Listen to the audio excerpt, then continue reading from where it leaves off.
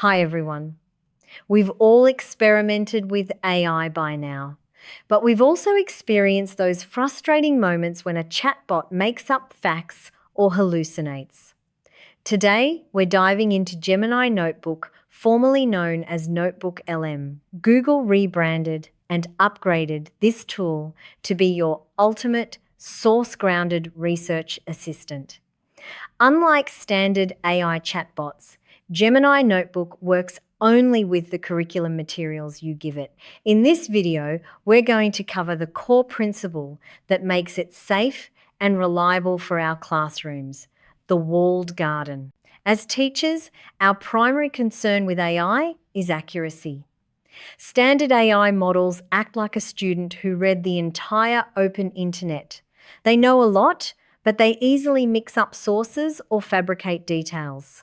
Think of Gemini Notebook as a walled garden. When you create a notebook at notebook.google.com, you build a digital fence. You choose exactly what seeds go inside your syllabus, unit PDFs, slide decks, or video links. When you ask a question, Gemini Notebook cannot wander into the open web. It stays inside your fence. If an answer isn't in your sources, it simply tells you it can't find it, eliminating hallucinations and keeping your lessons accurate.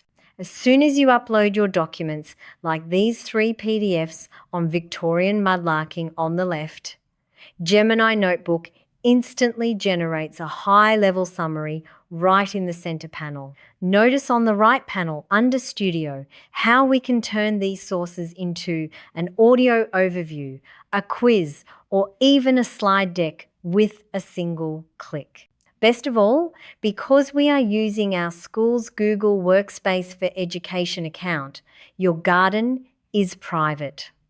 Google never uses your uploaded rubrics, lesson plans, or student work to train public models. In the next video, we're stepping inside to plant our first seeds and set up your very first unit notebook. Let's jump in.